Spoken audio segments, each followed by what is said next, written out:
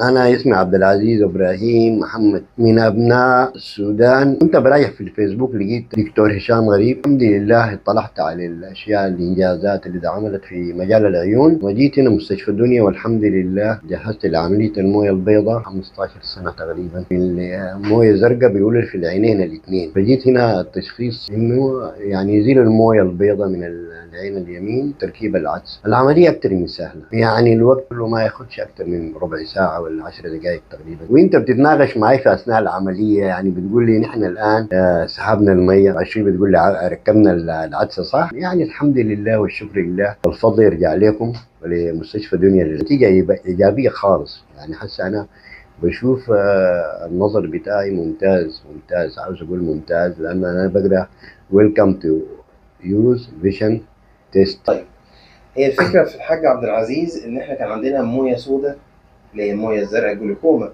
لفترة طويلة في عينينا الاتنين. الشمال كانت عملت قبل كده في سابع أعتقد في السودان، نعم، أنت كنت عامل في عملية موية أيوه زرقاء أيوه. فيها. اليمين لقينا إن السبب في زيادة ضغط العين هو إن عدسة العين منتفخة قافلة الزاوية الداخلية بتاعة العين.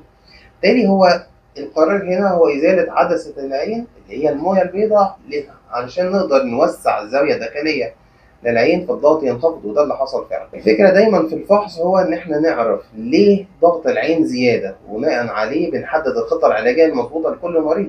هي مش عملية واحدة نقدر إن إحنا نعملها، هي اسمها عملية المية الزرقاء لأي حد، ده مش مظبوط. نعم هي خطة علاجية كاملة بتتفصل على كل مريض.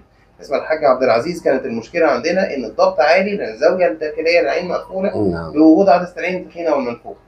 أول ما إحنا أزلناها الضغط انتظم تماما من غير أي علاج ومن غير أي مسارات جديدة ومن غير أي عمليات معقدة للمية الزرقاء. الحمد لله على سلامتك. الله يسلمك يا دكتور. سعيد بيك. نحن سعيدين يعني إنه تحت رعايتك، الحمد لله والشكر لله بعد ربنا سبحانه وتعالى، الحمد لله.